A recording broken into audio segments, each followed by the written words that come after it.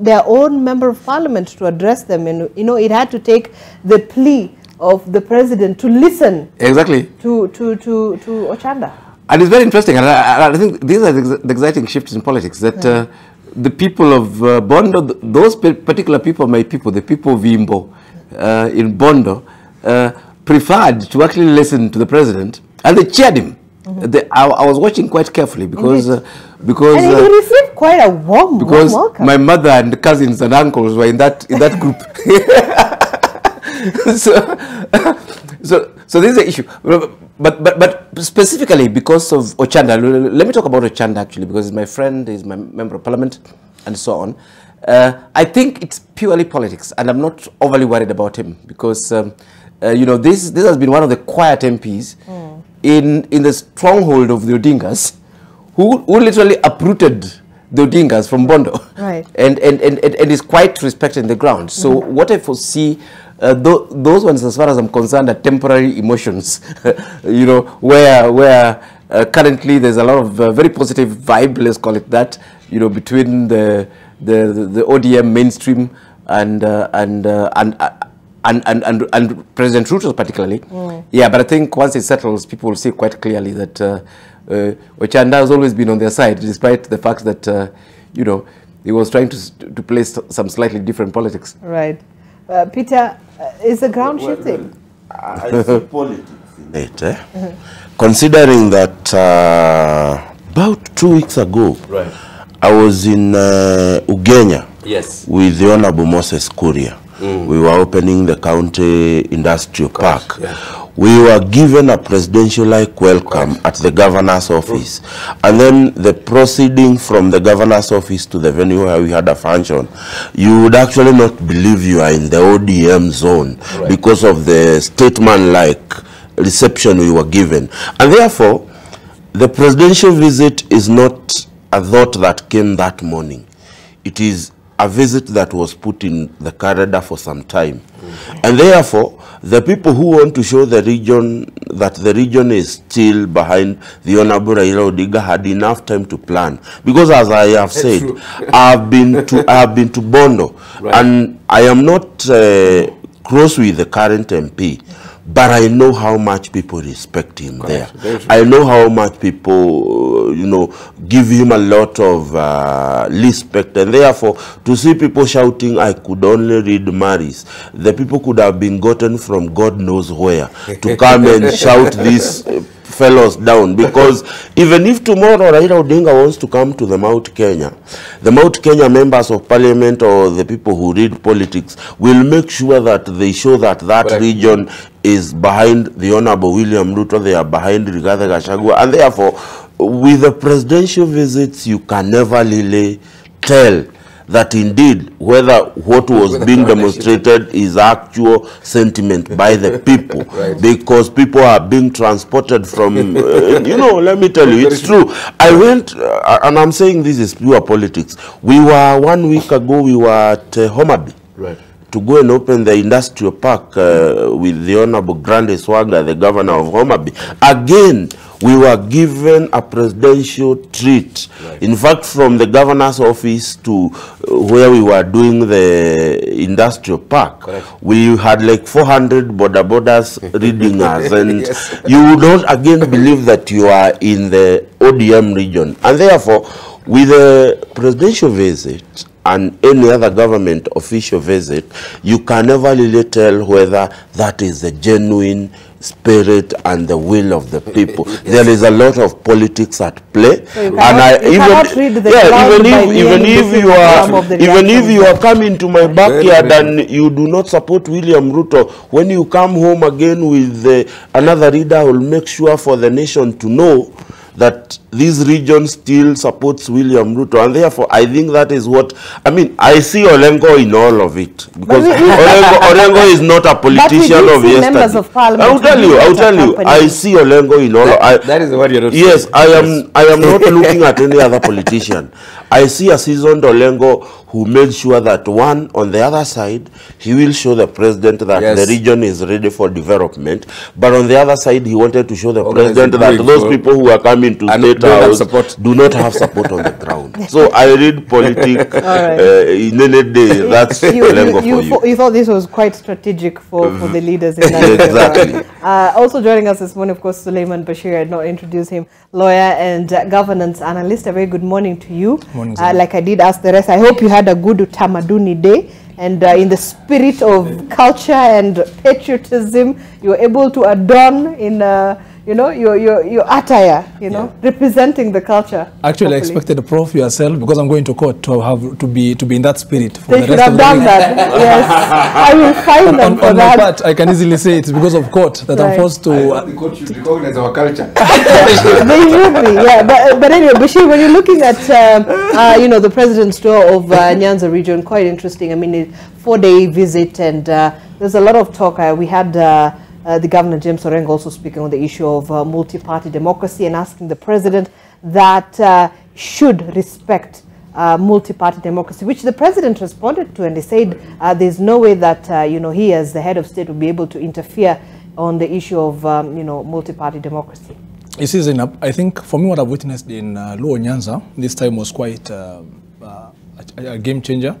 You see, we found people who were so receptive to the president and government officials. And I think that is something good, because that means the people understand what the visit by the president and senior government officials are coming up with when they visit their region. When we talk about how they have received the president, how he was able to address them with ease, and how they were able to cheer him up, that tells you that will put the president in a spirit of maybe thinking of revisiting and visiting that place so that he launches more and more projects. But now the question of various rebels who are being said to have been bowed down. You see, as days go by, or even as we head towards the 2027 elections, there'll be more and more rebels within the ODM party, and most of them, these are people who will be so much interested in working with the government. When we talk about this particular rebel MPs, you see, for the president to visit that place, he must have sat down with a specific chunk of leaders to even understand what ails that particular side. And these are the people who have always have had his audience. And these are now, quote unquote, the so-called ODM rebels. These are the ones who he will keep it. And that tells you, when the president will be visiting that place, either for more development projects or for evaluation of what he has launched so far, more MPs will be working towards him, will be interested in working with him, and those particular MPs, leaders, senators, or any other persons will be labeled as quote-unquote rebels. But that is not important for now. I think most importantly, what they need to focus on is how they can work with the government of the day so that that particular side of the country is not left behind. But now, when I look at, again, the Luo Nyanza zone, it is one of the areas that the Right Honorable Raila Odinga has a serious political mark. It is one of the zones whereby I think things are changing slightly, but the original imprint is still there. These are the kind of areas that you are highly associated with the former Prime Minister, and you will have an opportunity of making it in politics. Although that is changing, and I think a lot is happening in the meantime, you cannot still wish away the influence of the Odingas within that particular site.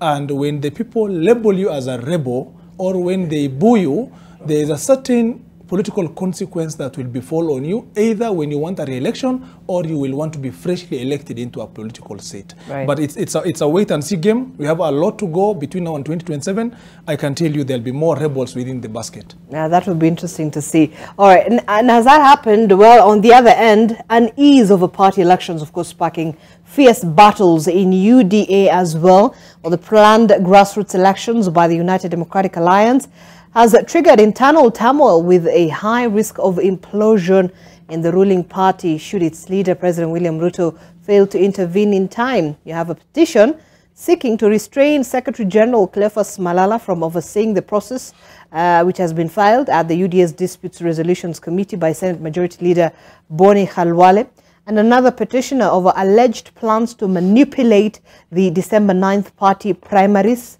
And also, Kimilili MP Didmas Baraza is also calling for the UDA National Executive Council to dismiss Malala over claims of working with opponents to rock the Kenya Kwanza alliance from within by antagonizing affiliate parties. That's a conversation we keep hearing, especially among some of those other leaders on the affiliate parties within Kenya Kwanza team.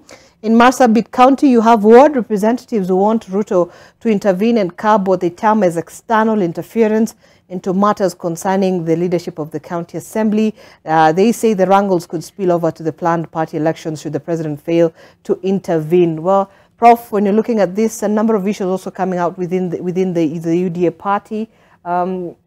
Is it what the rifts? Do you see anything? Are we reading too much into it? No, I mean, Malala is facing quite a task, you know, and especially from among some of the other top leaders within Kenya Kwanza as well. No, definitely, Malala is going to face a lot of opposition for the simple reason that first in his own area there, Western Kenya. Western Kenya is I think that was one of the first places that the president and UDA sort of tried to consolidate. And the fact that UDA is in power itself brings a lot of issues in terms of contestation for top leadership in Western Kenya. And Cleopas has been one of those individuals who's been trying to sort of demonstrate that he's an independent leader that can be relied on in Western Kenya and in UDA.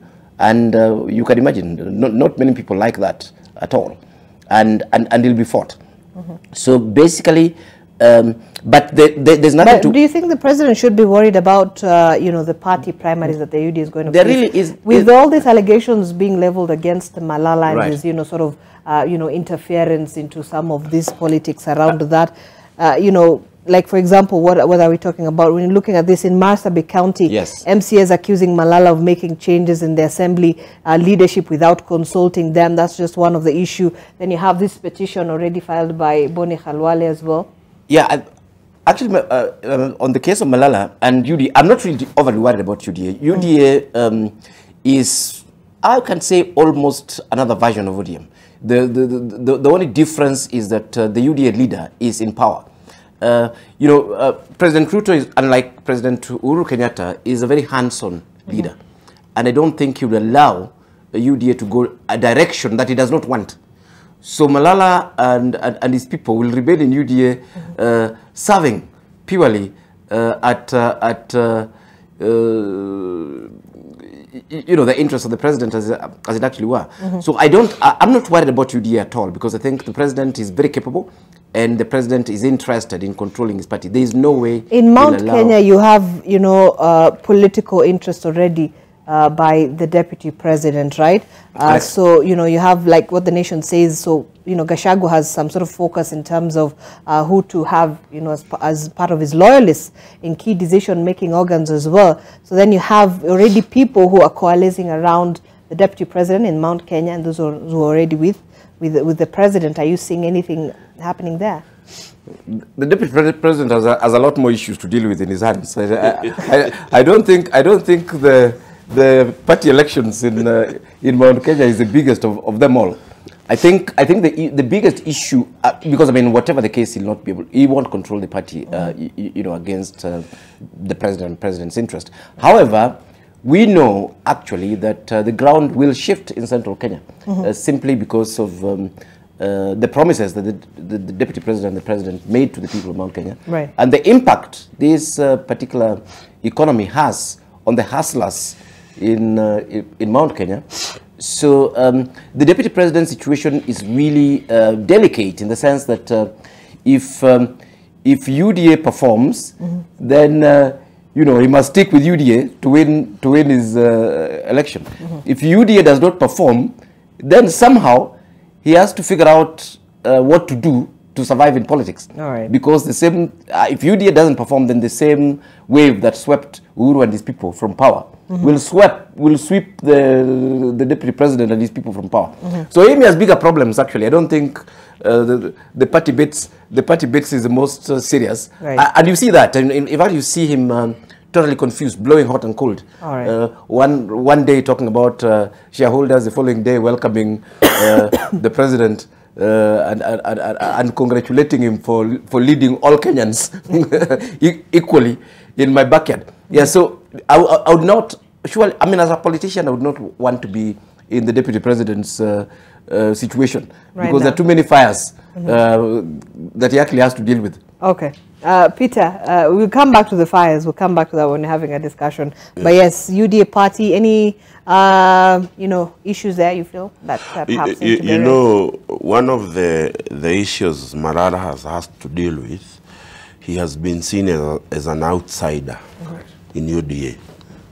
You know, when the election was going on, there are people in the UDA party who still see him as the poster boy for the prime cabinet minister, the Honorable Musalia Mudavadi. He's not been able to shake off, exactly. And I would say it is a given concern by those people who have not supported the Honorable Cleophas Marara to be the SG for UDA. There are people who were with UDA when it started. I can tell you because I was the chief agent for the Honorable Juguna Wanjiku when he was elected in the by-election in Kiambaa. That's when the first UDA MP was actually elected. And I was at the center of it, so I can tell you one by one the people who are at the center of building UDA to what it is today. Okay. And when they were doing this, the Honorable Cleophas Marara was busy campaigning, and he was busy working with the Honorable the Honorable Prime Cabinet Minister. And therefore, that is one thing he is going to deal with. And if indeed the position of the SG will be on the floor of whether Bomas or whoever, when they go for the National Delegate Conference to elect, the Honorable Cleophas Marara has a very big challenge of ensuring that some of these things he has done, he can explain to the membership of UDA how he has been able to do it. I'll give you an example. I come from Kiambu. About a month ago, the Kiambu County Assembly made changes on the leadership of the Kiambu County Assembly. Those changes up to date have not been effected. And the members of the County Assembly feel aggrieved that they picked a new majority leader who is yet to be verified as the majority leader. These are some of the undertones that the Honorable Cleophas Marara will need to. The one for Boni Harware, that is purely politics. This guy were competing for the same seat. So for Boni Harware, it would feel as if the Honorable Cleophas Marara being made the SG puts him in a pivot position for the politics of 2027. And therefore, it is in the honors of the Honorable Boni Karware to try and cut the roots of Cleophas Marara before we reach 2027. So for the one for Boni Karware, that is pure politics. But I will say this without fear of contradiction whatsoever. The Honorable Cleophas Marara has a challenge ahead of him to be able to prove that he can be an effective and a very balanced and an independent Secretary General of a ruling party. All right, and come back to you, Suleiman, in just a moment. Let's take a quick break. You're watching them live. We're going to be back.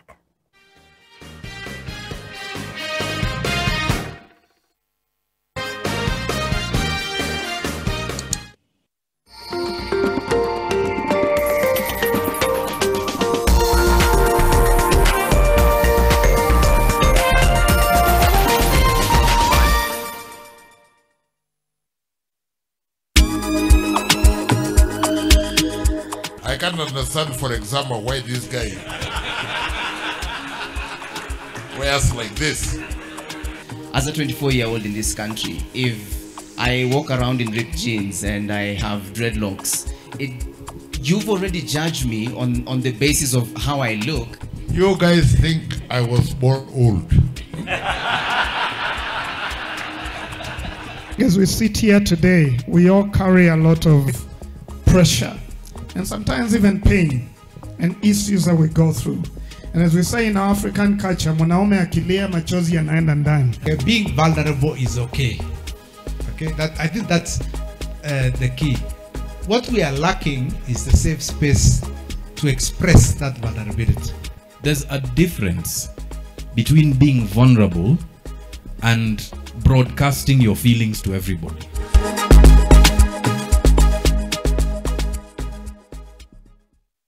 Introducing the East African Entrepreneurship Conference and Expo, hosted in the heart of the Democratic Republic of Congo from October 31st to November 2nd, 2023, proudly presented by Nation Media Group. Unleash the potential of East African entrepreneurship as you connect with visionary minds, explore untapped markets, and forge lucrative trade partnerships. Whether you're poised to conquer the vibrant business landscape of the DRC or eager to expand your footprint across East Africa, this event is your gateway to success. For comprehensive details and registration, call Joanne on 0724 661 440 or email jmasika@ke.nationmedia.com.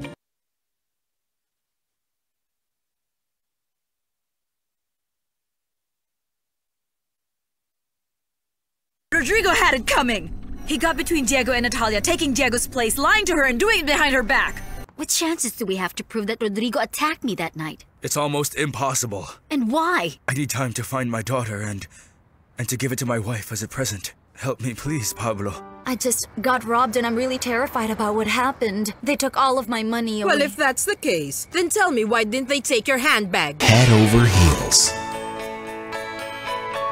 On this show, we'll not only tell you what biotechnology is, but we'll also find out, asking the big questions and getting the real answers on why the adoption of this modern technology in agriculture has been relatively slow on the African continent. Can agriculture in Africa be at the level of feeding African population without adopting agricultural technologies, including biotech? As Africa, our population is increasing and the arable land is also reducing. Then you start thinking of how do we feed this number? You have the researchers and the scientists doing their own thing in the laboratories, and then policy is somewhere. And once you have a gap between science and policy, then adoption of whatever science is doing will suffer. How do you keep your toilets clean? I use normal detergent and bleach for washing. The detergent and bleach cleanless can leave behind yellowness, rust, and germs. Harpic's 10 times better cleaning compared to regular detergents and bleach, and kills 99.9% illness-causing germs in your toilet, including the COVID-19 virus. I am in charge of my own finances. Mimi ndio nimetafuta hiyo pesa kwa sababu mimi ndio nimesweat, na kwa hivyo mimi ndio nitatumia hiyo pesa vile naona inafaa. Where I come from, in the mountain region, we have a phrase and a saying that says maisha no maya. Yani life ni hii tu yenye tunaishi leo. Tomorrow will sort itself out. Tumia pesa ikuzoee. Let's meet on the 28th of October for the 3rd edition of the Man Cave. I'm gonna be there. I'm looking to see you there. We discuss and I try to sell you a narrative from a young person's point of view about finances.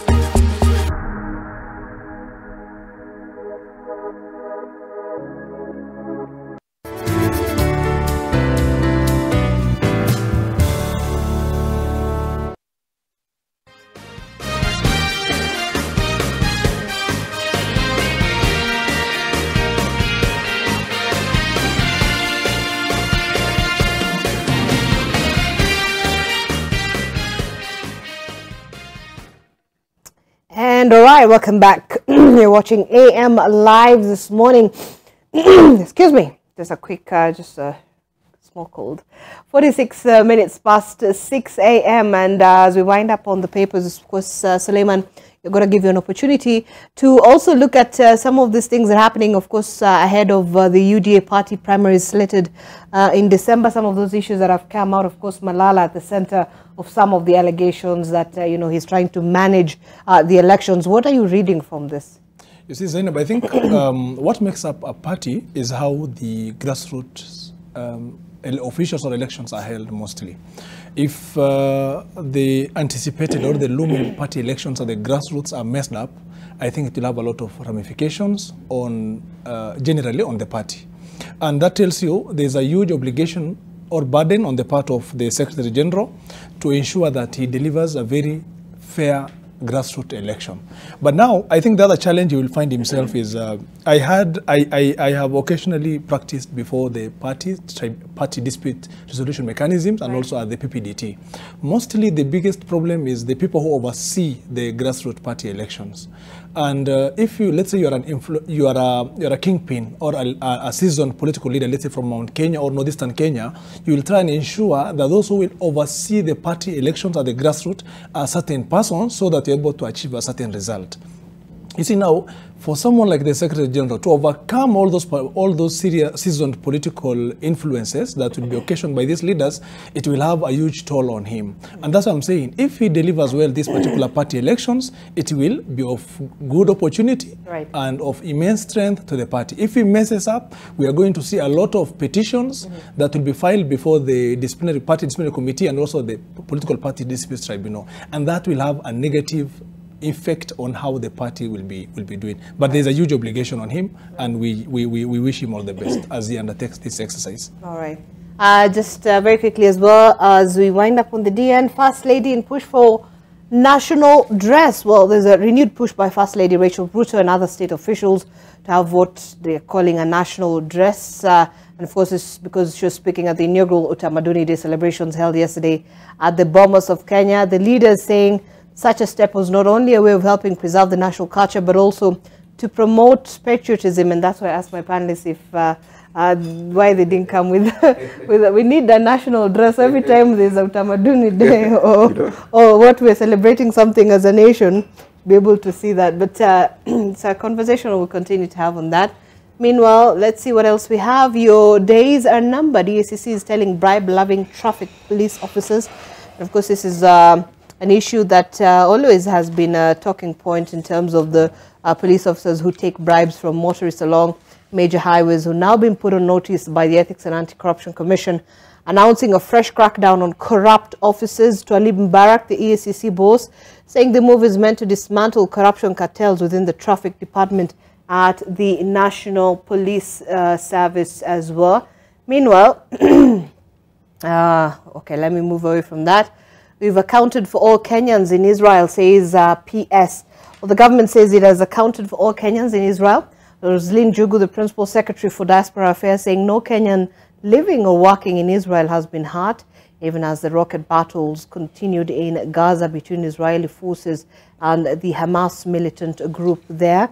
And she says, and I quote, as she told Daily Nation, "I'm glad to report that there are no casualties among our people. All our nationals have been accounted for." And of course, this follows what has been quite a huge conflict that has erupted there. Hamas launching a series of rockets into Israel on Saturday. And of course, this has now sparked off violence. And by yesterday, about 900 Israelis and more than 600 Palestinians have been killed. Kenyans in Israel, mainly in categories of students, those who are on religious programs or short scientific trips, according to the Israeli embassy in Nairobi, have been accounted for. But the government says that they've opened lines for distress calls. On the DN, you can be able to get the emergency contacts that have been shared by Kenya's embassy in Tel Aviv, so you can be able to respond to some of those distress calls in case anybody is in need of that. And Njogo says evacuation plans are also in place, although such responses will normally involve other government agencies as well. Meanwhile, this Business Daily, NTSA rejects Bolt's license renewal on driver protest, and Kenya is now opening talks with IMF, World Bank on Eurobond repayment. Big story then. Kenya starting the talks with the International Monetary Fund and other development financial institutions for a new loan to help it settle the 297.6 billion shilling Eurobond whose repayment is due in 2024. That's June 2024. And of course, the government is leaning to the multilateral institutions following tightness in the global markets, which certainly has not been an easy space for the government and the economy as well. And Taifa Leo, still on the issue of the economy, hata Omena imepanda. Well, gharama ya maisha imeendelea kuwalemea Wakenya wenye mapato ya chini, huku wengi sasa wakishindwa hata kununua omena. Samaki hao wadogo ambao kwa muda mrefu wamekuwa wakichukuliwa kwa chakula cha maskini, sasa wamepanda bei karibu mara mbili. Hiyo utapata katika ukurasa wa pili wa Taifa Leo. Prof, I don't know if you partake in Omena, you know, and No, I do. You do? So, you know, like, you know, for many, they associate Omena to people who earn less, right? Right. So now you have Omena, which imepanda bei pia. Right. So things are really getting, you know, tougher. Kenyans Yes, at this yes. point, right? No, I mean, these are things that the government has to deal with, actually, because when I was coming here, I used an Uber. Yeah. And the Uber guy was telling me a very sad story. He was very happy that the holiday ended, because he was telling me that now, when there's a holiday, he panics. And the reason he panics is because he's worried. No. He's worried that his relatives will come visiting. Oh, no. And he cannot actually afford tea and bread for them, leave alone Omena in the first instance. Right. And these are basic conversations that we're having, that surely, I mean, when it comes to basic needs, you know, basic consumptions and so on, the president and his economic team surely needs to put mechanisms in place to protect the poor. The poor are always protected in every country. They fall within welfare. You cannot just, you know, be taxing them left, right, and center. And I was listening to this very sadly, and it's a reality. That somebody now panics that there's a holiday, and because there's a holiday, his relatives are going to visit him. That becomes, you know, you don't know where your next meal is coming from, and you're actually working. So this cost of living, the government must carefully think about it, especially when it comes to you know, low-income people. It is getting out of control. It's becoming totally unbearable. Yeah. You see, just to add on to that, right? It is not just Omena actually whose prices are affected. It is everything. This is just a representative. Yes, it's just a representation of what is happening across the country. And you know, for us as a country to function or even operate, yes, we need to first look at the cost of living, because that goes to the core on the issue of right to life. Exactly. The moment the cost of living has skyrocketed, there is no money, there is no income, people are not getting food. What more is there to govern when your own people are dying of hunger? Correct. You see, when we can talk about other things actually is when we take care of just basic living issues, just to make sure that no Kenyan dies of starvation. But unfortunately, every single week, when you look at the data, we are losing more and more Kenyans as a result of starvation. And I think, especially at a time whereby the people have had a lot of hopes in this particular regime. Some of when you look at the manifesto of the ruling system, the dream that was dangled to the people of Kenya was that there'll be reduced cost of living, or something will be done at least to alleviate them of that particular problem. But we can see that the problem has actually doubled. The situation was better than how it was, and I think if things go as they are, I think it will point to a period of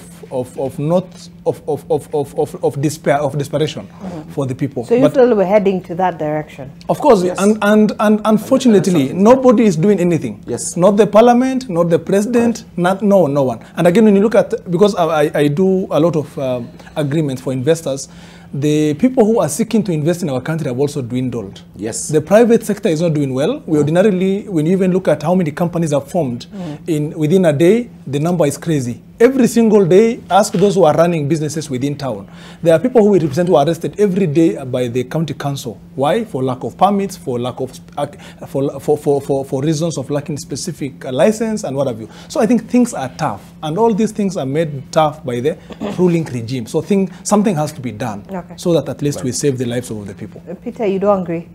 I think I will say this without fear of any contradiction, that this country has the capacity to feed itself.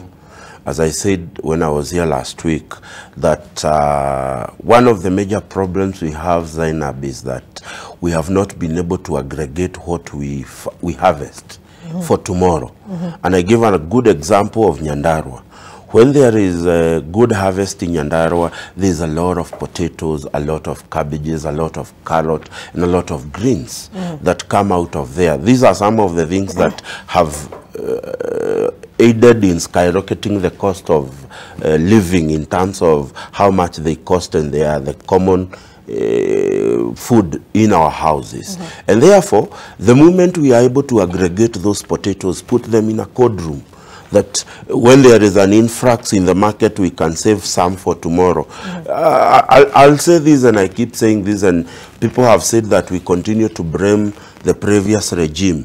One of the reasons why the National Serious Board exists was to be able to keep enough in their silos so that when there is a problem like we have today of scarcity of maize, they can release that maize to millers in a cost that will not make them skyrocket. Today, millers in the last one year or 2 years have been forced to import maize from overseas, and therefore, when they import it, they get to impose their own costs so that they can cover the transport, they can cover the shipping, they can cover the processing and the distribution cost.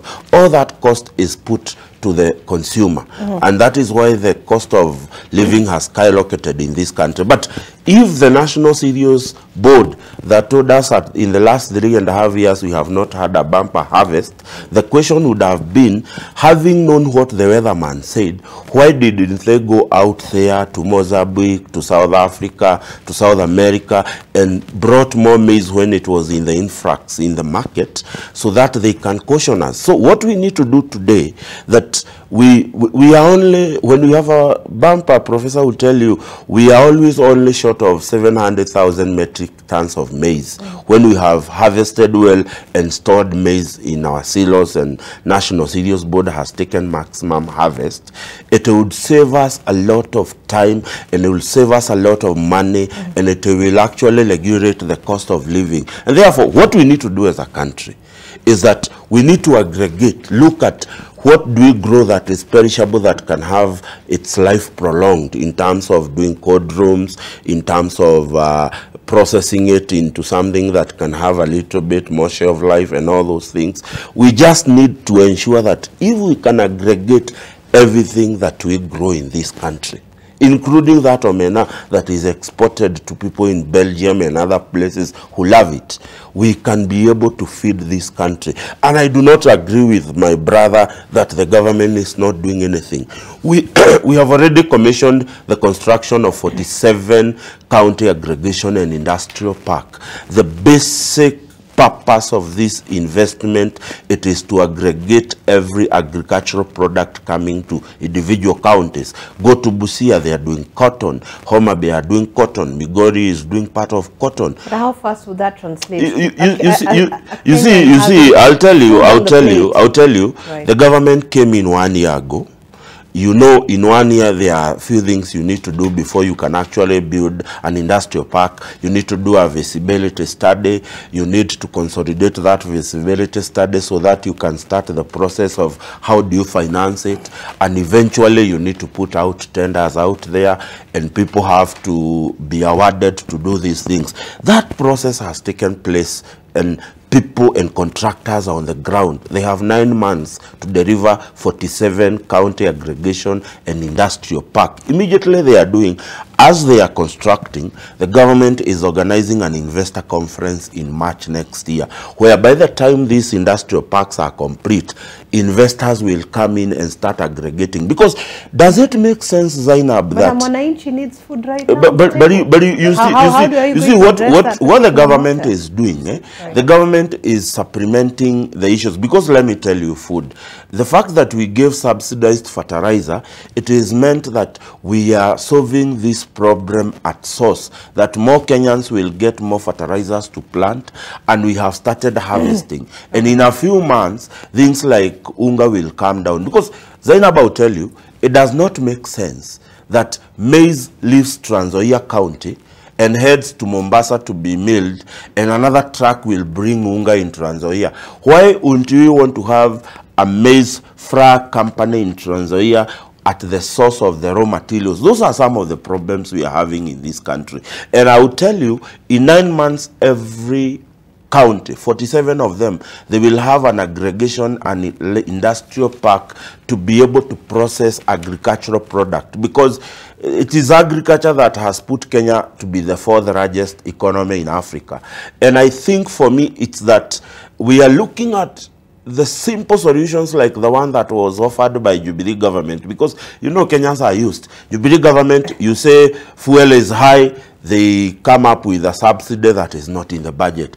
You say unga is high, they give 4 billion to manufacturers who never delivered the unga. You say this is high, they go, I mean, the Jubilee government gave Kenyans shortcuts that they are not willing to wait and be patient when the long-term solutions are being sought by this government. So I see Prof. and Suleiman on to, yeah, let me begin with Suleiman, yes.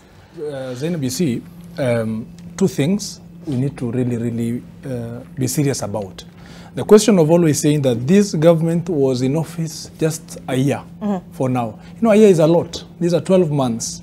There ought to be something tangible that a certain government ought to have done, firstly. Secondly, the question of revisiting the previous regime. These two issues, we need to actually walk away from this. This is something that we are now done with.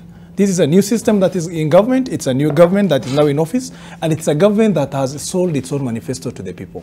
That's one thing. Secondly, it is very easy launching something, and it's also, I mean, actualizing that particular thing that has been launched is a different story altogether. The people, as we speak, things are tough. People are lacking job opportunities. Graduates are being chunked out of university in hundreds of thousands. They are not even able to afford basic medical care, basic meals. When you end up launching parks here and there across the counties and tell us that in 9 months, millions will have been pumped into this, and we're expecting something, it is not the first thing that as a country we have witnessed such projects that have never been actualized. And very many projects have also been actualized that are still empty, actually. I think, it beats the entire purpose as to why this thing was launched particularly. So, launching it attracts pomp and fare, a lot of media glare, but that is not the case. The case is how are we transforming the lives of our people. For me, what I'm insisting on this particular government is let them forget about the question of telling us we're only 12 months in power. So what? No one tangible thing can be shown of this government except high level of corruption. Secondly, the other thing that you can also talk about when you look at this government is every single time you are told the previous regime was this and this. That is not the point. You sought for this particular office knowing that the people are grappling with this particular problem. Why are you again revisiting the previous regimes? I think that is where they're getting it wrong. But and if they continue this way... But Peter is saying we must lay the structures for us to be able to sort of, deal with those and address those particular But you issues. see, prioritization matters a lot, and they're still getting it wrong. And I can assure you, even in 2027, they'll keep talking about those particular things. Yes. What has 5 years was so little for us again. Give us another 5. Yeah, I listened to Peter and of course listening to Suleiman there, whom I agree with. You see, when your house is on fire, is that the time you actually engage professionals to do for you fire design, so that your house doesn't burn in future? You must put off the fire, really, and then after that, get the design for the future. But the way this government works is that they're solving a future problem, while meanwhile, all our problems in the present are not being dealt with. But also, even the way they're proposing to solve those future problems is quite questionable. You see, I mean, even on this matter of the cost of unga, we know very well that fertilizer or no fertilizer, the rains alone normally result in some decent harvest. And the farmers normally have the reverse problem of having too much maize and basically no market. But then we have a government that says, no, the problem is production. The problem is fertilizer. They're not actually, looking at this holistically, that what happens after that bumper harvest has been, received in the first instance. How do you cushion your farmers? And I've said this over and over again, that subsidies, and I'm not even an economist, subsidies have been used, and they're used world over. To come in and say that we shall not use this type of subsidies, again, I mean, it's just irresponsible. I mean, it's like a mechanic saying, I shall not use this tool, regardless of the problem the car has. I mean... but the government has really insisted on the policy, directive it's taking on the issue of subsidies, and that's why they did remove the subsidies on some of the products. But then the issue is, what happens? What happens in the US? What happens in the UK? What happens world over? to the farmers? What happens when global prices, rise or fall and so on? Okay. Subsidies are actually instruments that are available. But you know, that should be used on a case-by-case basis. You cannot be having Kenyans dying, and then you're saying you don't subsidize. But Professor, Meanwhile, listen. You have touched on the US and subsidy. Yes, I will tell you because I have studied how they do it. They don't just give subsidy at the final product. Let me tell you, when you go to the manufacturing, you go to the manufacturing sector, like in the state of Michigan, where manufacturing is the base, government do not give subsidy to the already final product. No. They give subsidy to manufacturers to be able to manufacture more without a lot of pain. And when you give an example of a house burning, this government found an already burned house to ashes. It's true. Listen, Zainab. We had reached our limit in terms of credit. How much so we things can were bad. We've had that over and over. Just allow me to execute my point. Also, let's wind up. The point is, Professor and Wakili here, is that we already found a burnt down house. Our credit. But the same guys.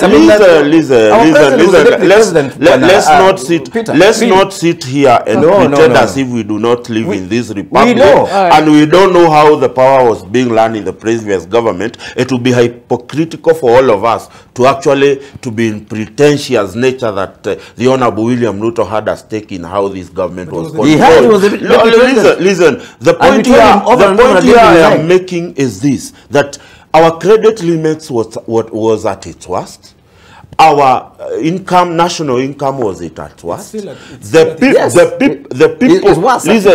people who are charged with the responsibility of rescuing Kenyans in terms of putting food on the table slept on their job. And we are actually living in the effect of what the National Serious Board did. And I'll keep telling you that this country, and I'll tell you, Professor, free of charge, we have never had an infract of maize.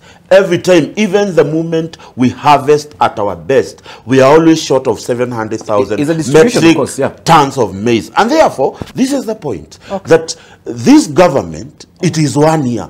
You want the government to perform magic. It cannot happen. Magic. It cannot happen. You want subsidy, and I will tell you, the cancer that we have in this country, it is that we have been fed that there can always be shortcut in everything. No. When the government takes the high road and takes the comprehensive way of resolving this issue, Kenyans don't want. I think majorly is this. When he is saying that launching projects, I mean, we just want something magical to happen. But some of these things that the government has to do to resolve the crisis in the country have to take a process. And that process is what most Kenyans do not want to go through. Let's finish up on and those people who want to be populist, like my two brothers, to the viewers, want to take the shortcut in solution for this country. Okay, Peter, we're here. Today, I will not call government names, but I'll tell Peter, and we work in this space, I will tell Peter that if you want to create industries, and bring in investments in these countries. Just using that, I'll just respond to that one basic thing. You don't go and build industries and then look for investors. It's the other way around. In fact, investors can build industries.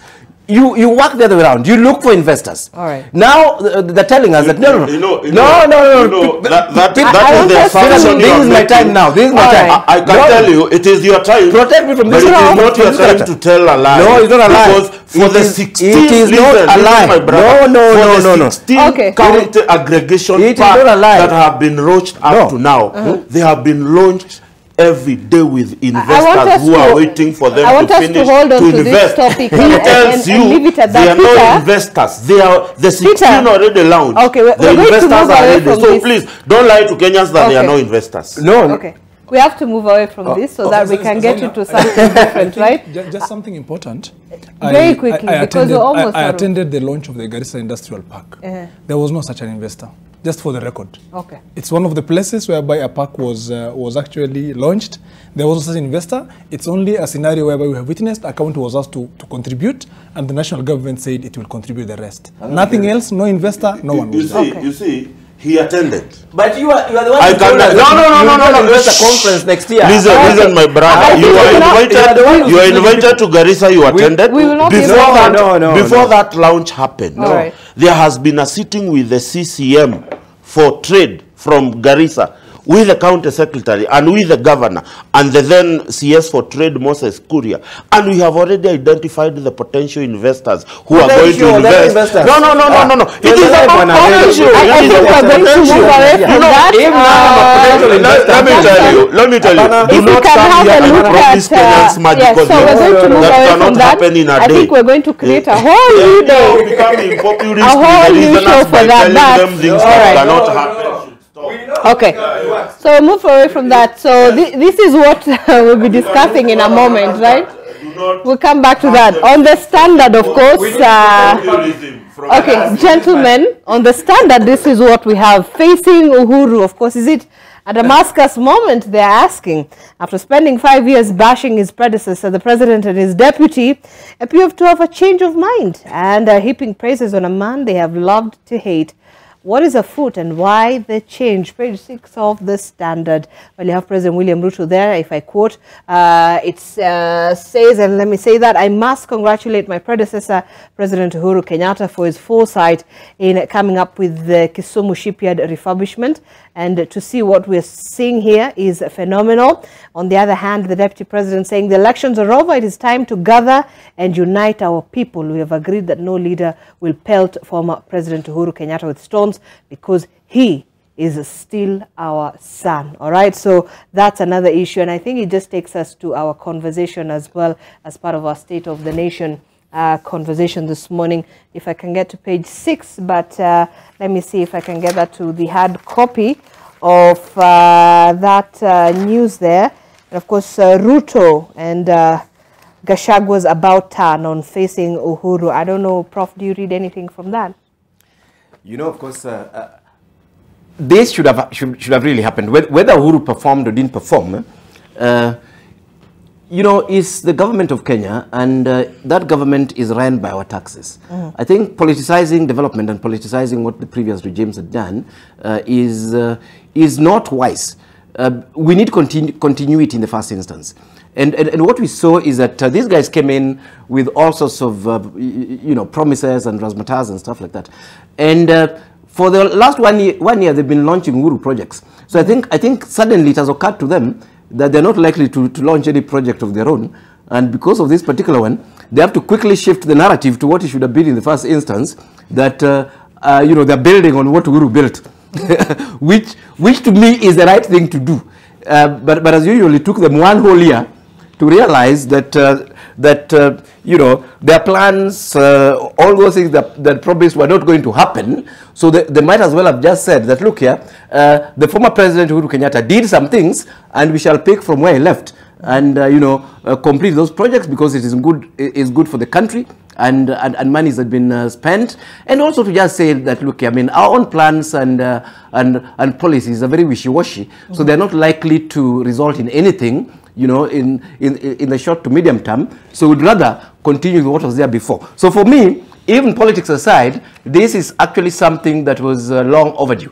Of course, for the Deputy President, it's also very, very important because he's being asked already in his backyard that, yes, we chased away our own son who had built roads and, you know, done water and done electricity and did all sorts of things, and you promised us heaven, but meanwhile, you are not even offering the cooler part of hell. What the hell is going on?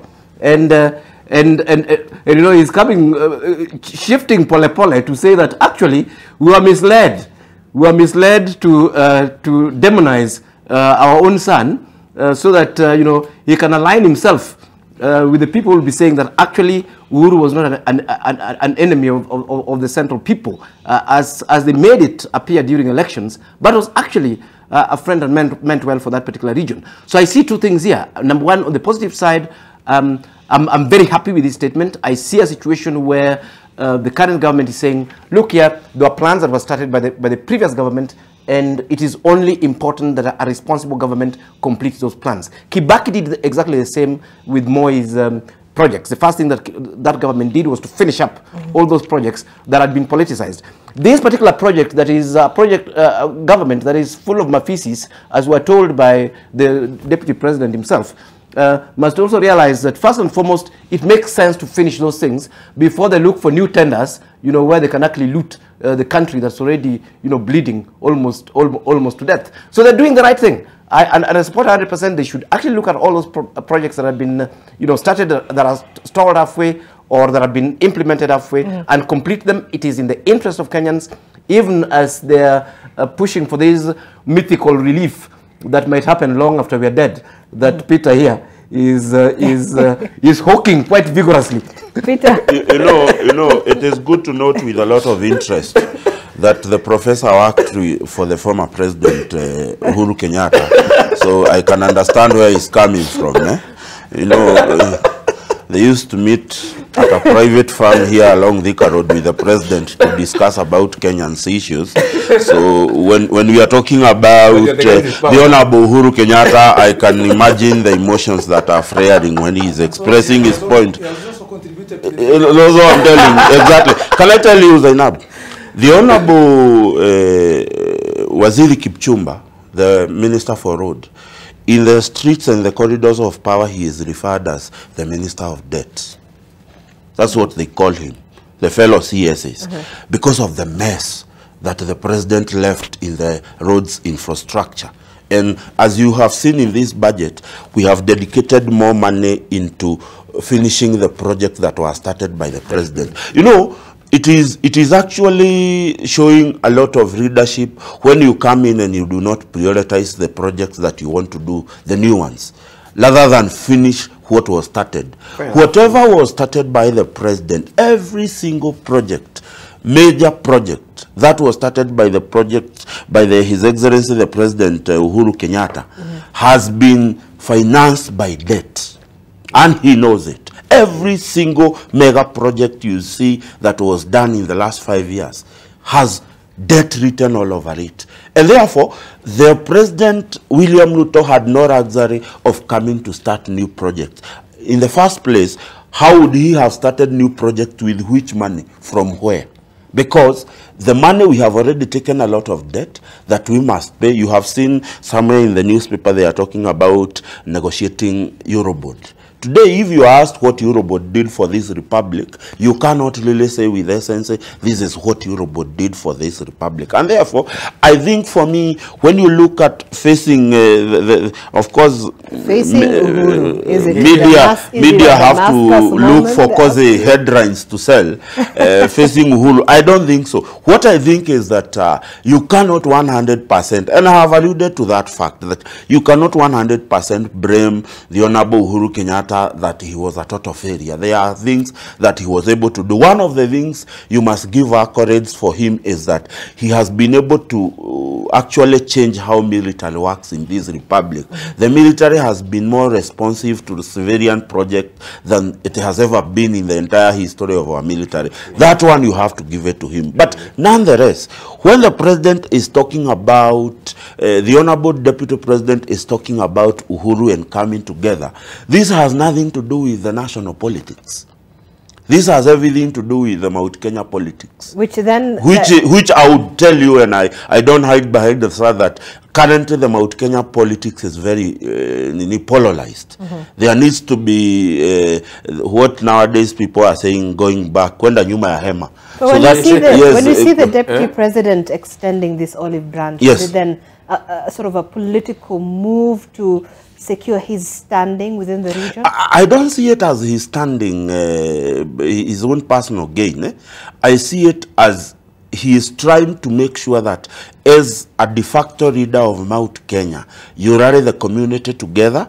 And because let me tell you, in politics, ours is a capital politics. It's a capital kind of politics. And the moment you do not speak with one voice, you will be hit so hard. And therefore, as a community, despite the fact that we almost elected the Honorable William Ruto to the letter, we need to pull together, we need to bring the Mount Kenya leaders together so that we can speak with one voice. I'll tell you what one voice means. One voice has meant that 117 billion debt for sugar industry in Western Kenya has been written off, it is because the Western Kenya people have spoken in one voice. It means that the Nyanza region has spoken with one voice. That is why the president has visited the region and left projects that are almost over 6 billion shillings. And that should be how Mount Kenya talks. And if it means you sit down with the Honorable Uhuru Kenyatta, who we have, I can tell you that despite the fact that he was not having the majority in Mount Kenya, he had a certain number following him that still believes in him today. And if Gachagua is to lead Mount Kenya to one line, he has to sit down with the Honorable Uhuru Kenyatta and discuss the way forward. Point is that when they are talking about that, I have heard him say that the government is waiting to give out new tenders so that they can loot Kenya. This guy was an advisor to the president. These are the guys who brought SGL, whose compensation was higher than the actual cost of the project. No, it's true. It is true. It is true. These people, Daktari and the president, are the people who brought the Western bypass that is 19 kilometers and costed 2.3 But I just want to billion. confirm that the politicians are very slow. It has taken them more than 1 year to realize that they need Let me tell you. He is still the same person who brought Dongo Kundu that is 3 kilometers and costed billions of shillings. So if you are talking about looting, you need to take a step back So this is a and look at how much advice you give to the president and where it got him. There are so many things you have to answer, but let's hear from Suleiman on this particular matter, of course. You know, we've seen the political statements that have been made. There's a lot of shift in terms of even how, you know, we saw, you know, the former president really on the other side, and the ground, you know, the political ground was quite hostile towards him, especially from the leadership of the current administration. But then things have changed some, you know, sort of. Is it just a political move, or are we reading too much into it? You see, Zainab, one thing I always say, and which I'll keep saying, is that this particular moment that we are told that this is the time that the top leadership of this country is facing the former president, quote unquote, comes at a time when the former president on September 13th, 2022, handed over the instruments of power in a very peaceful way, in a very democratic manner. Secondly, it comes at a time when his own son has suffered a raid one evening. It also comes at a time when his own party was wrestled out of his own hands and it was bestowed upon strangers. All these things have actually made him suffer as a former president. He was all along he has not been treated well. Why are we talking about now a moment of saying that he has done something, or the president now trying to recognize some of the things that the former president has done? You see, the 10 years that this country has had President Uhuru as the leader, the economy was doing so badly. Things were tough. People suffered a lot. That one is a crystal clear issue to all Kenyans. I think it was one of the toughest moments to have lived in this particular republic. When we moved over into this particular regime, the new regime headed by our president, President Ruto right now, we crossed over with a lot of hope and expectations. But unfortunately, things ended up not auguring so well. In fact, things have grown from bad to worse. That's a reality. Now, what is our new president doing? He seems to be launching or even trying to finish up some of the projects that were initiated by the former president. Ordinarily, when a government comes into office, the first thing it's supposed to do is to evaluate what are these all ongoing projects. It's supposed to have a look at them, to try sieve through them and see these projects that were initiated by the past regime, which has maybe consumed a certain amount of money. If we complete it, is it going to be of substantial benefit to the people? And I think that is where we ought to have started from.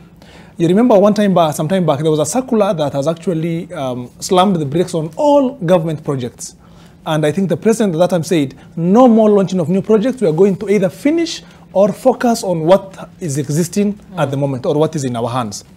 You see, this particular government has a lot to borrow from, in as much as the previous regime has failed. There are 1 or 2, 3 issues that has been initiated by the former president.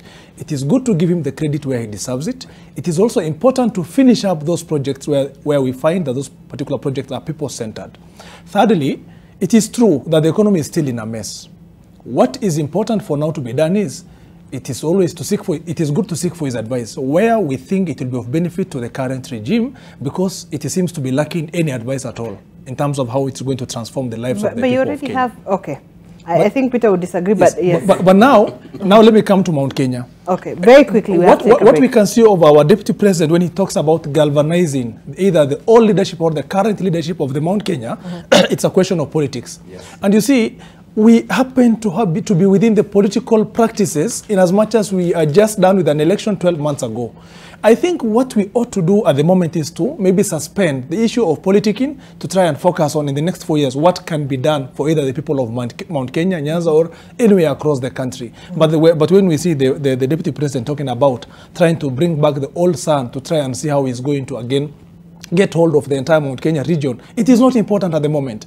At the moment, what the people need is focus and attention on how you're going to help your people. Finally, I've also noted with slight concern that the president has visited the various parts of the country except Northeastern, which is my backyard. We're also looking forward to his visit, because when he comes, it comes with a lot of goodies. You know, the national government has retained a huge chunk of our shareable revenue, and a little is just what is going to the county. So we're also looking forward to our opportunity, to our moment of also getting hold of some good projects, but all said and done. Most importantly, what this particular regime ought to learn and improve on is to see how the particular mistakes that were made within the Uhuru regime are not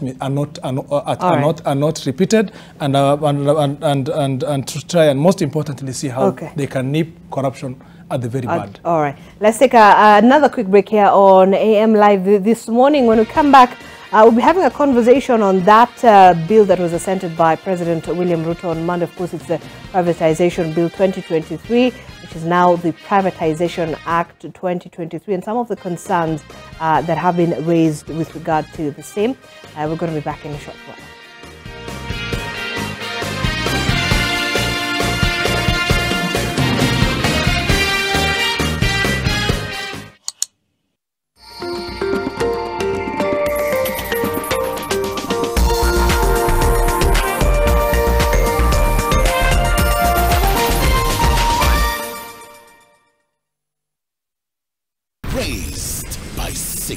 There's a lot going on at the moment in this house.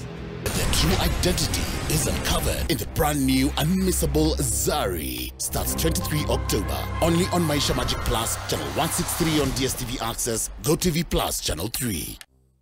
When your kids bond with you, you're giving them a great start. Prestige Margarine. It all starts with a great start. Now comes in the original and vanilla flavor. With Glovo, you've got the city at your fingertips. Hanging out na mnataka kuku fry ama nyama choma customized na ugali sosa? Order Glovo. Now enjoy. Time to shower and running out of soap? Order Glovo. Now uanze siku fresh. Ama simply treat family nzima with a sweet surprise. Delicious. With Glovo, unaweza track order yako minute by minute. Download Glovo, order anything you want and receive it in minutes.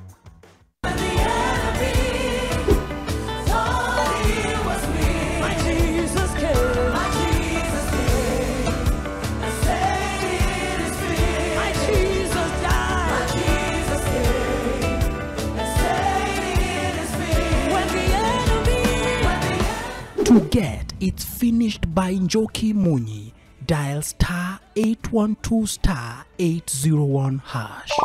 Skiza, Nan Nation. It's about time. Let's go. Daring abroad in the Kingdom of Saudi Arabia. We have so much to share about Kenyans working here. From domestic workers to skilled workers in the milk sector, ICT, transport, education and more. Maisha Saudi ni sheria. I came here to achieve my goal. I've managed to build a house for my parents.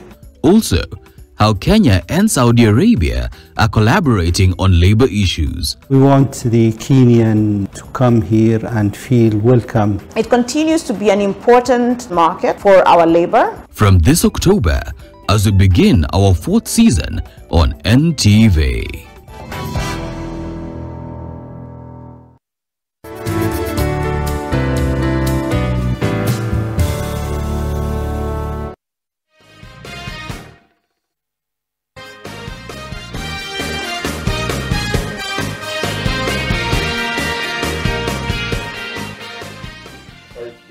All right, welcome back to our final stretch on the conversation this morning on AM Live. As we take a look at the state of the nation, the other conversation, of course, we'll be having right now is on the issue of the Privatization Act 2023, which became law once it was assented by the president on Monday. And of course, this now repeals the Privatization Act of 2005, enacted before the Constitution of Kenya 2010. It has a number of issues there.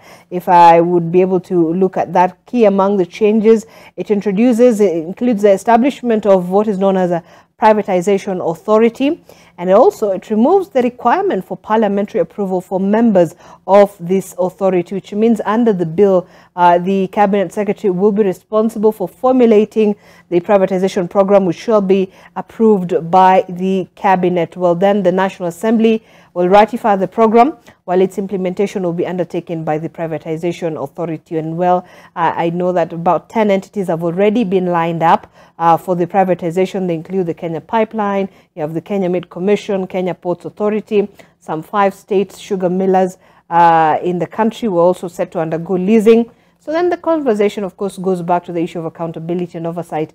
Once, we've seen some of the opposition members of parliament terming this as sort of state capture because it lacks parliamentary approval. But was this the right direction? Let me begin with you, Professor, on that particular matter, on the Privatization Act, which is now, set to be implemented. You remember when this came, and I think we ventilated on it here, and we're asking ourselves why was government so keen to ensure that parliamentary oversight of privatization of key state institutions was not oversighted by Parliament. And my position then and my position now remains that given the sort of governance situation that we're in now, this just reeks corruption. Whether we like it or not, Kenyans don't really trust this government. We know that we were given 2 devils to choose from, and we chose one. And it takes a bit of time to build this particular confidence. Of course, now Parliament does have some oversight. This has been tweaked to some degree, but again, the authority now becomes totally independent in terms of the way they're doing their things and so on. And the concerns remain. You remember the other day we had issues with Telkom, where overnight central bank, somehow told us that there was an investor, and nobody was clear about what the process was, how this person was identified, and so on and so forth. And whether we like it or not, these are all these institutions you're talking about are institutions that have been built by Kenyans and Kenyan resources, and that's partly why it's significant that this sort of oversight stays. But more importantly, we must also put this in the broader context that when you become literally bankrupt as a country and auction your souls to the IMF, basically IMF, if it was their choice, you'd actually have a private government, where every single resource within the country is actually then privatized. And there are a lot of questions that actually comes to mind, because you'll see that part of the privatization anomaly of institutions that are working relatively well. For example, now we are looking at the ports. It is not always the focus is on institutions that need privatization. Of course, like the sugar industry, that long needs privatization. But beyond that, I mean, just the president was telling us the other day that relating to the rise about sending people to heaven. And a lot of this was done because a lot of huge resources for this particular country have been transferred to private individuals with political interests. And that's partly why we needed to actually ensure that parliamentary oversight stays, that some of these authorities are put, again, in transparent ways, that privatization processes are done in very transparent ways. In my own place, one of the key issues I'm not talking about Bondo, I'm actually talking about Imbo. That is where the Lake Basin Development Authority is. And when the president suggested that some people should be sent to heaven, the same person had been given, a 99-year lease over the Yala Swamp. That was the livelihood of the people of that particular region. And the question people were asking was that what was the process?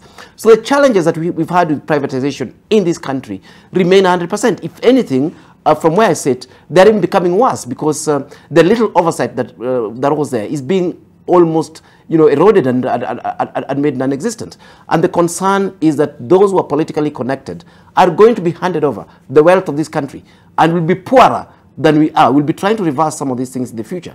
And that's the broader concern that we actually have. And the battle, as far as I'm concerned, is lost, because already halfway we are saying that, yes, I mean, Parliament will still have some sort of a role, but that role is being eroded. It is almost becoming a rubber stamping role. And the entire authority who sits there, the process and so on, are not just opaque, actually, but are not dependent on the institution that the people have put in place to govern them. Peter? Well, when we sit here and we choose to look at the negative of everything government does, we lose the focus of why we are doing this. In the at the end of the financial year 21-22, the government guaranteed debt of state-owned corporations stood at what? 145.4 billion. That is the guaranteed debt that government corporation had, that the government had to guarantee. In that year alone, we were projected to have spent about 65 billion shillings bailing out state corporations that are not doing well. The purpose of government owning a state corporation is that corporation helps it to build the economy, not to hemorrhage money from the state coffers. And therefore, if government believes that a certain corporation can only work when it is privatized, it is upon the government to make that decision. And I'll tell you, we, as I have said, through the previous successful government, we have borrowed enough money that has gotten us in trouble with international institutions that give us money. Right. And we cannot continue to go borrowing money out there as Zainab, when we are using the same money to come and bail out state corporations that are hemorrhaging the same money that we are borrowing and paying with a lot of interest. And therefore, when this 2023 privatization bill came, it establishes a privatization authority that again will be responsible to Parliament. And I can tell you, privatization is through many things, not as blanket as Professor would want it to sound like. You can privatize through what is called concessioning. You can privatize through IPO. You can privatize through what is called the strategic sale. And these are some of the things that the privatization authority will consider when looking at this. Look at Kenya Airways.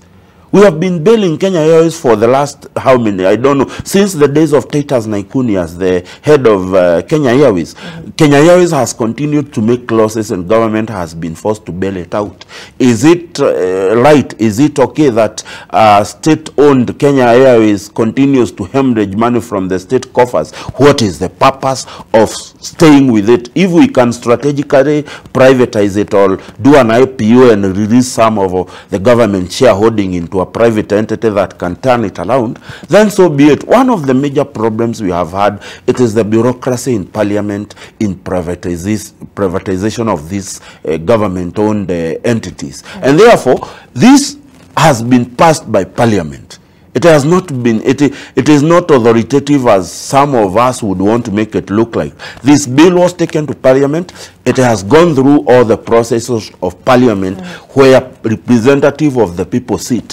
Whether you want to say it is a government takeover or what, the fact of the matter is that the Privatization Act has gone through the rigorous process of Parliament, and it has been ascended to government it has been ascended to law in the proper procedure as read in our laws. And therefore, I think for me, I agree with him.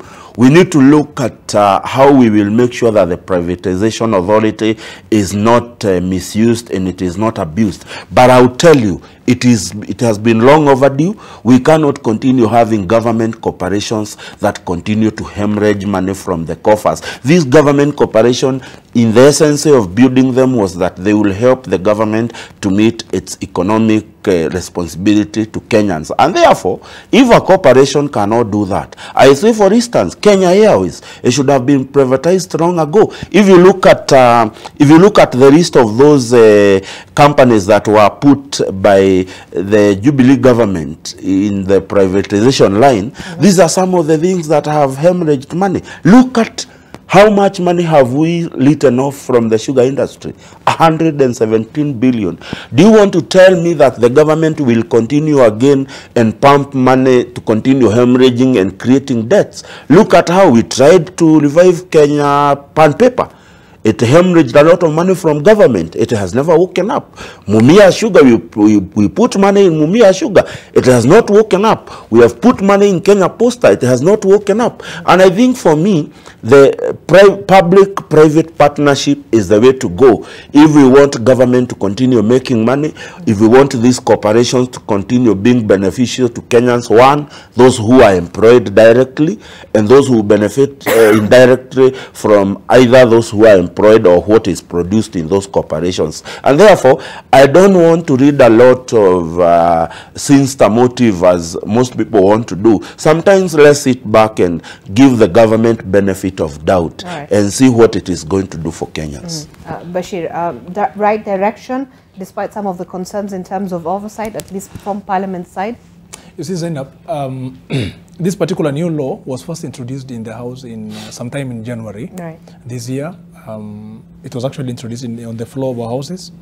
It has actually gone through the first and second reading stages. I think sometime in June, that is when the members of Parliament had called for public scrutiny, and Kenyans had an opportunity to submit on this particular bill at that time. If we ask ourselves what this bill is about, I think the aspect of privatizing, loss-making or non-performing government entities is an ordinary practice that is practiced all over the world.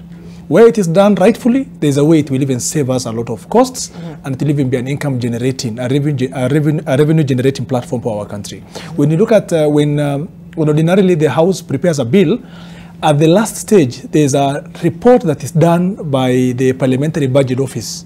According to that particular report, it says millions of Kenya shillings will be of benefit to the government if some of these particular loss-making or non-performing entities are privatized or they are dealt with in various other ways. So for me, I find it as a good bill, or as a good law now. It's no longer a bill. But there are a few issues that I have actually looked at, I have considered about this particular bill. Right. This bill talks about what is called the privatization program. It means when something it should be privatized, let's say Mumia's Sugar or Kenya Airways, it is the cabinet secretary in charge of treasury who will come up with that particular ideology. He will submit it to the cabinet for approval. If that goes through the cabinet, it will be merely ratified by the National Assembly, meaning the National Assembly is not there to approve it as such. It is merely for ratification. But the most crucial stage, which is a move away from the previous law or the one that has been repealed, that is the Privatization Act of 2005, is that at this particular time, the aspect of Parliament having a certain level of control over how things are done right now has been reduced to a certain extent. And the big question is for us as Kenyans, our democratic space is exercised through those parliamentarians. We have given them the opportunity to be the oversight or to cast light on where the government is going wrong. So I find it troublesome on the aspect of having Parliament's role being diminished. The question of having the cabinet approving what is called the privatization program, which is very crucial, ought to have been left to the National Assembly. But who are we? Because this bill has gone through the House. They are the ones who have okayed it. And in as much as we may see some of the maybe members of the opposition who are talking about saying that our role as an oversight organ has been diminished, they have had the opportunity to maybe oppose it or even challenge it on the floor of the House.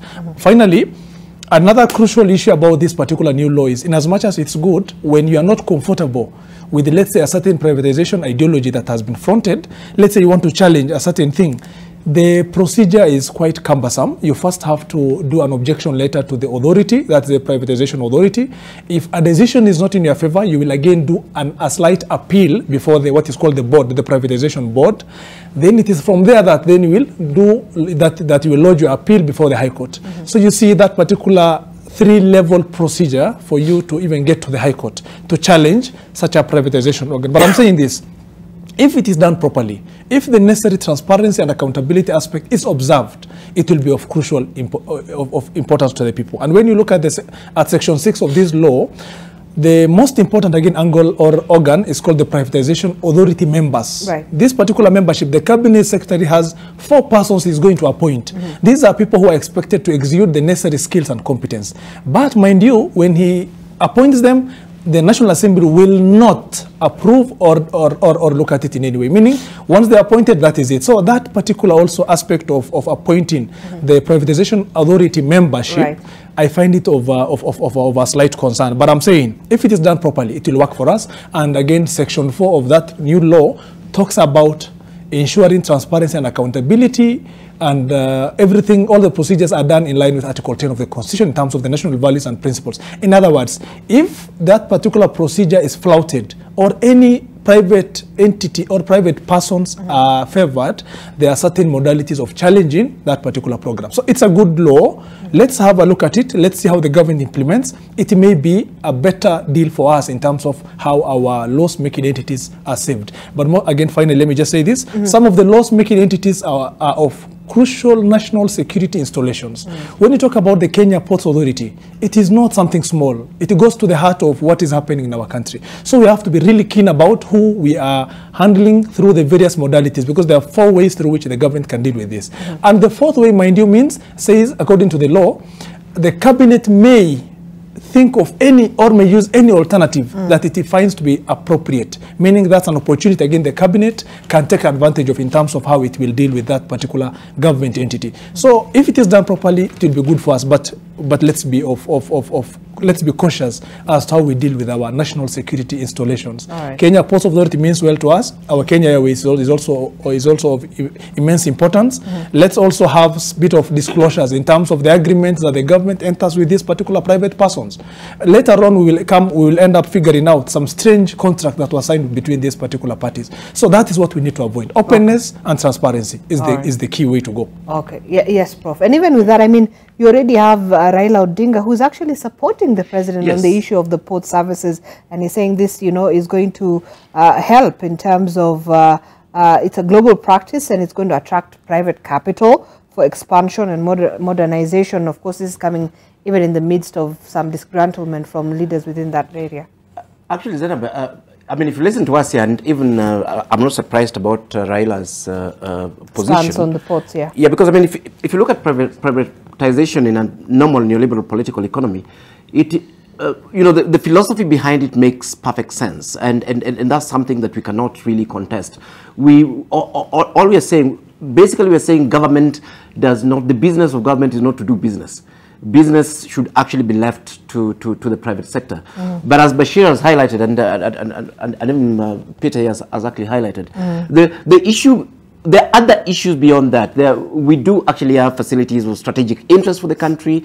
We do have areas where there's a resource that's being used by different parts of the country. We have situations where we actually have entities that are profitable. They're not necessarily they're not profitable. They're not loss-making. But on the other hand, they could actually be enhanced, and that's why the concern is more of the oversight role. It is more of the public, participation processes in this thing. In fact, the only question we are saying is that, are we going backwards in terms of having transparency in these processes, including what is prioritized for privatization. Any Kenyan here would not really, I am one of those people who've said time without number that yes, we may need to really rethink the strategic interests of Kenya Airways and as a people decide which direction it needs to go, especially when it comes to privatization. Because some of these airlines, they stay there and they sink a lot of our resources. Not just Kenya Airways, it's the same with South African Airways. In fact, the only one that's functioning in Africa is Ethiopian. And in this conversation, so in fact, that's a good example. Do you privatize Ethiopian airline? Do you even put it, on that line? The answer is no, because it's functioning, is delivering results for the public, it is giving money to the public and so on. Do you want to have discussions about privatization of Kenya Airways? Of course, Kenya Airways is partially privatized. Does government release, a lot of their stake within that? to me, that conversation is valid because this particular entity is hemorrhaging our own resources exactly well. So the concerns for me is not whether to privatize or not. That for me is very, very clear. That we need to actually bring in private sector. Government has no business doing business. But on the other hand, we must ensure that public interest is actually protected. Right. Because these are our resources. We cannot be able to, we don't just throw them away to third parties for a song because we are actually having privatization. And that's why for me, the concern is actually the oversight roles and the processes. That these things are so important that you don't want to vest them in an individual. You really don't want to invest in an individual. However bright that person is, however gifted that particular individual is, these are public interest issues where public oversight is still very, very key. And to me, that's my only concern. I'm really not worried whether the sugar industry that should have been privatized donkey years ago is actually privatized. Because, again, I mean, nobody is questioning. The farmers are suffering there. The farmers are suffering. These things are owned by government. Government put in receiver managers in those places that loot those companies further and so on. But meanwhile, I mean, anytime you try to privatize them, then you have a lot of these vested interests that come in to take advantage of a public resource. So there must be clear structures on how there should be oversight of these particular Exactly. processes. In fact, for me, that oversight role needs to be really tightened, and then on that particular basis, we can proceed, and do our privatization. Yes, especially then we get to Peter. Just to clarify, also something important, just to add on to Prof's sentiments, when we are looking when we are looking at these particular loss-making entities that we seek to have them privatized, an important facet is the aspect of a contractual arrangement that will specify the number of years that this particular privatization model will run. The reason why you'll find Kenyans concerned about this particular new law and its modalities is because we have had government entities that were previously loss-making, for example, Uchumi, only for them to go down. They have never resurfaced. They are still, we don't know what is happening with them. So that kind of clarity, openness, and transparency is what this new law under Section 4 provides for. Again, it talks about Article 10 of the Constitution. That's what I'm saying. Anything that will be done ought to be done in a very fair, transparent manner, and we ought to know who these particular private persons will be, who will be in charge of our crucial government facilities.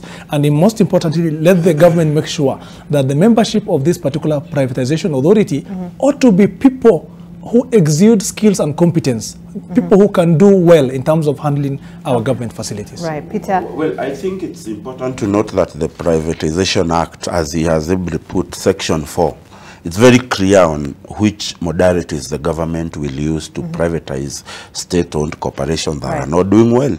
The first of them is do a public offer.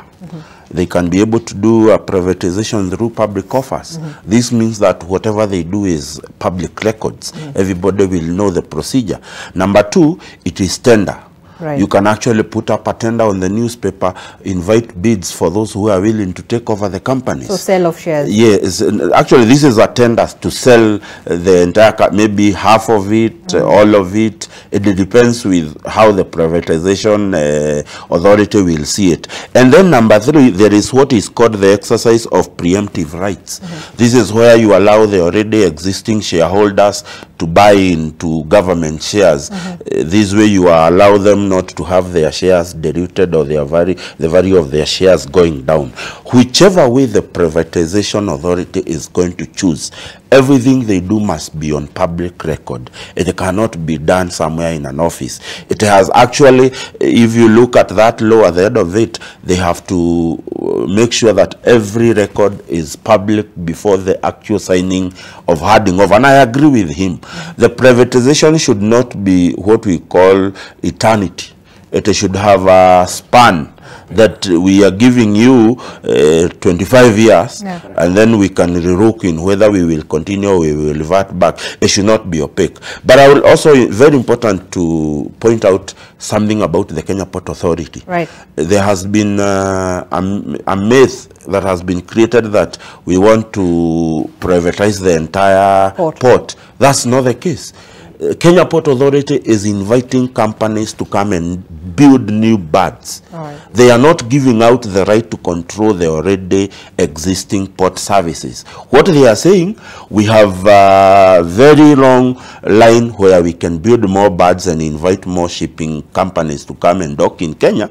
And because we do not have the capacity to utilize the space that we have, you realize that the space goes all the way to where Mombasa Cement is. It's a very big place. So they're inviting companies to come actually take up that space, not give them the right to control the already existing port services. And therefore, I think for me is that I agree with them that this is a good thing in terms of unlocking some of the government financing projects, because that means we will be able to restructure the corporations that are not working, and therefore we will appeal to lending services from government, reading institutions that lend money to government. And I think we just need to look at that process is not abused. Otherwise, it's a very good process and it unlocks a lot of financing for government. And I feel like there's suddenly a much bigger general consensus that this is the right move, especially just you know, moving towards that direction. But some of those concerns in terms of oversight must be you know, addressed. But thank you, Professor Alfred Omena, urban development expert and governance analyst this morning. Peter Mushendo, political analyst, who's also director of Konza Technopolis Development Authority, and also Suleiman Bashir, lawyer and governance analyst. Thank you, gentlemen, for coming in this morning to just take a look and pulse check of the state of the nation this morning. Still a number of issues that we're still grappling with, including what we've not touched on the issue of the Kenyan police to Haiti, and that deployment has now been halted by the court. But just to see whether the government will comply with the court order. All right, we'll wait and see. I mean, that's something we're going to just have to watch out for. All right, so this is where we wind up. I'm live. Thank you for watching. Your World is coming up shortly with Winnie Lubembe. My name is Zainab Ismail. Good morning.